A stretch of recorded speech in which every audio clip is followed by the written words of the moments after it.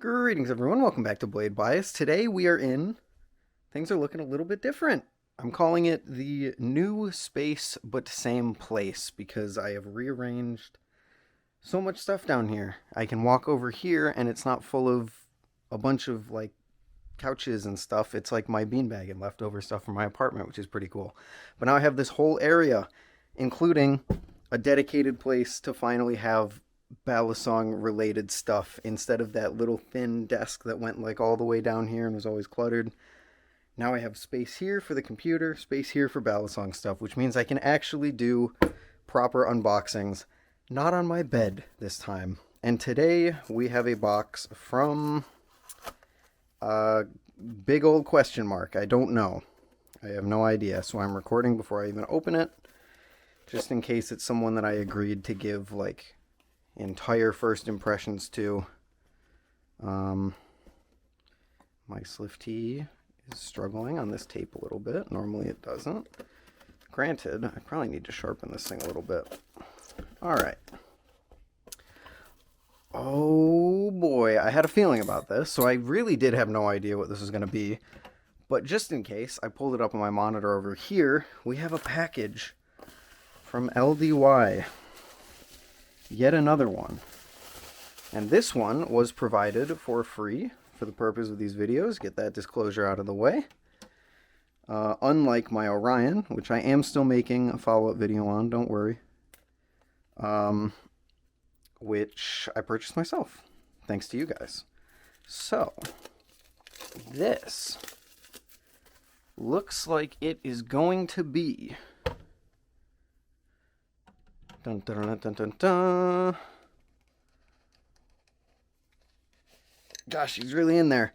The LDY Frank. At long last, they released this thing a long time ago. And it has been a big question mark whether or not they were sending me one or not. Because they told me they were, and then I heard nothing about it for weeks and weeks and weeks and weeks. Until, I want to say like 2 weeks ago. When they said that they were sending one out and I received tracking, and then I promptly forgot about it because I've been far too busy with other stuff. So this is their new limited time run. We'll get to that in a minute. LDY Frank, a goofy looking guy to say the least, rivaling the likes of something like the Squiddy AL for goofy little guys. If you can, yeah, that's basically that. This is a $129 trainer. Made out of 440C steel, 7075 aluminum. It is Chanwich. It comes in at 4 ounces, and they advertise it as being a one-of-a-kind, unique experience. Now, you look at this and you think, oh, that would be a great trainer for a public flipper, but it's not. This is actually a live blade, and actually an uncharacteristically not-so-sharp LDY live blade, to say the least. I don't really know how to... This is why I don't like Balisongs without a tip, but we will also get into that in a little bit. So this is not a trainer, but it kind of feels like, just based on touching it with my finger, it kind of feels like a midpoint between like a trainer and a false, or not a trainer, a live blade and a false live blade. It's like sharper than a false live blade, but it's definitely a lot duller than even something like my Seraph, which doesn't have the sharpest edge on it. So that's fairly interesting. But this thing is interesting to me for a far few other reasons. Besides all the gunk that's in there. That's strange. It's interesting to me for a fair few other reasons. Most notably, this thing is a very, very interesting balance distribution thought experiment, and that's partially the reason that I've been so interested in it. Normally when you have a Balisong trainer, you have this big old blade with these cutouts throughout it, but it's thick. Compared to when you have a live blade, you have a thick side on the safe side, and then it thins down into the edge on the bite side, which gives live blades a very distinct balance distribution compared to trainers. I know there are some people out there that prefer trainers because of their thicker blades and their different weight distribution, just as well as some people who prefer live blades because of the same reason. They prefer the weight distribution of a trainer. Let me just... Oh, no, that's not right. There we go. This thing kind of combines both worlds because you have down here the distribution of a live blade with it thinning into an edge, but at the top it's the full thickness of a normal trainer, meaning that most of the weight is going to be focused in the tip, and looking at the handles, most of the weight's going to be focused towards the ends, although it remains to be seen if there's going to be enough focus towards the ends.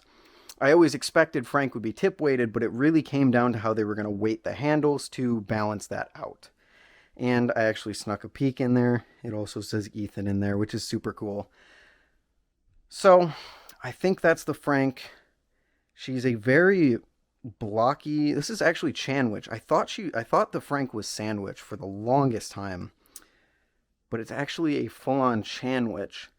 And they call it a refined Chanwich, which its new structure gives it a seamless handle connection, and the plain look of the handles highlights the fine machining of the blade, which the blade does have some very nice machining lines in it. But again, no tip. We'll talk about all of that, I think, in the future video, but let's give the Frank a flip and see how truly one of a kind this one of 250 balisong is from LDY.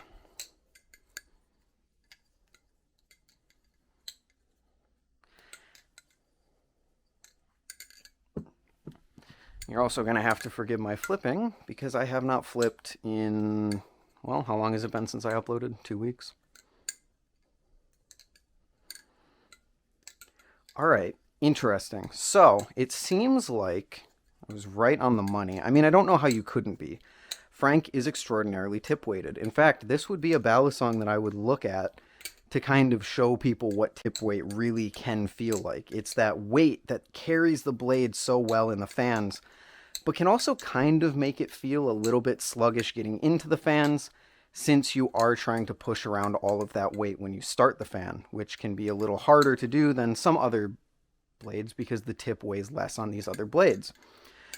So the fans, while keeping incredibly, incredibly flat and feeling very good in terms of keeping their momentum for a long period of time, feel a little bit difficult to get into because of that extra tip weight. But still, the Frank manages to maintain quite a bit of momentum for its rollovers. I'm not having any trouble performing chaplains, performing 0Gs. It's actually very, very sticky, and I think that it's owed entirely to the fact that the weight is really focused on the ends of the handles and the tip of the blade.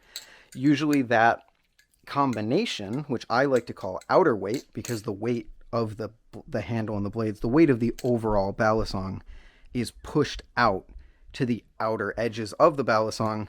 It allows it to have a ton of momentum for going around in circles, which makes rollovers very good. When I throw a rollover, what's happening is I'm throwing the handle down, and essentially the blade, the tip of the blade and the end of this handle are carrying that momentum to get it around my thumb. So if you have a lot of end weight, it can create a very, very sticky rollover experience as well as a chaplain experience, because that outer weight is what's carrying the momentum of the balisong around your hand. And very specifically, I'm noticing a lot of ease in doing this double thumb rollover, double outside thumb rollover that I do sometimes, but I also sometimes have a lot of struggle with.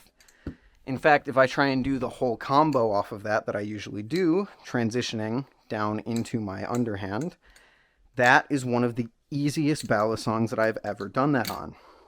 If I were to take something like, not the Seraph's a terrible example. Unfortunately, my collection isn't out right now, but if you take something that doesn't have a lot of that handle bias, something like, oh gosh, I don't know, the Baikal. The Baikal can struggle with that a little bit because it's missing the momentum in the handles that it needs to go around your thumb like that.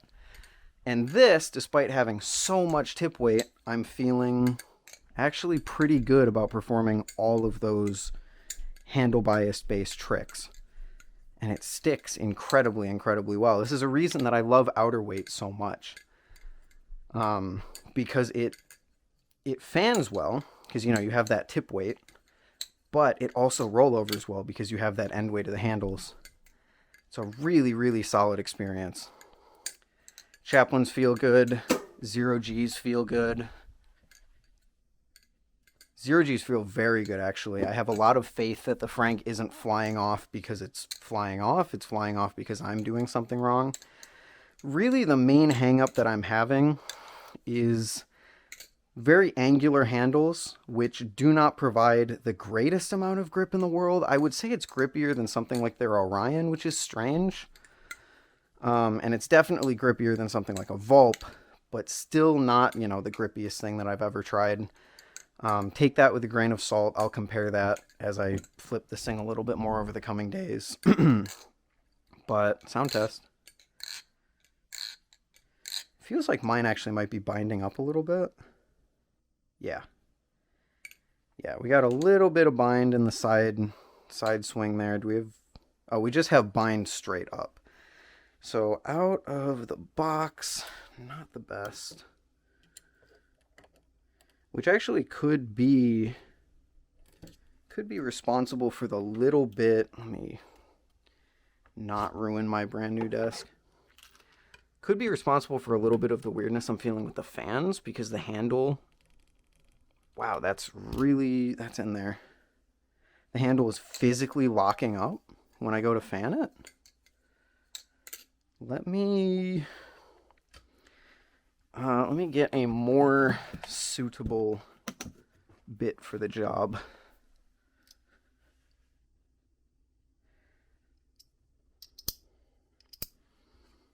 I'm going to try and break this seal so that I can loosen it a little bit so it doesn't bind up. Oh my lord, that was really on there. There we go. This side seems okay, maybe a little tiny bit of bind. No, so it still hesitates a little bit when you get into fans. Again, there is all of that tip weight that you have to throw around, so starting momentum isn't going to be as easy as something with less tip weight, but it's going to hold that momentum so much better. But that's really the kind of thing that I'm feeling on this, is that lack of snappiness into the fans, which make fans kind of fun to me. The fact that I can so quickly go from doing any other trick and then just snap into a really quick fan is something that I enjoy a lot. This doesn't really provide that snappiness, but it does provide that momentum, which makes continuing the fan pretty fun. And not even in a way where you're doing this, because it doesn't do that the greatest unless you kind of adjust a little bit. Not even this, but just simply doing one twist of the fan and then letting it go for as long as you can, which can be fun. Choker fans, I guess it didn't cover choker fans at all.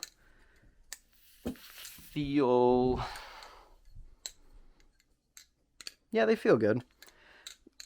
I think overall, it's a pretty solid balisong. In terms of like LDY, like special edition stuff, I wouldn't really put this to the Corvus. I think the Corvus does beat this out, at least right now. I'll have to see how that develops over the course of the time that I spent with the Frank. And I also am fairly annoyed that, not annoyed, but it's a little disappointing to see this be another limited time thing from LDY, which as soon as they're out, and then no one's going to talk about them again, and that's kind of that. You can't recommend them to people. People can't buy it anymore. So yeah, that's the Frank. A very, very interesting balance profile for sure. One that I'm enjoying. Maybe not as much as some of LDY's other stuff, but one that is certainly pretty interesting if you find yourself interested in Frank. I'm going to spend a little bit more time with it and let you know my updated thoughts compared to some other stuff. But until then, thank you all so much for watching, and I'll see you in the next one. Later.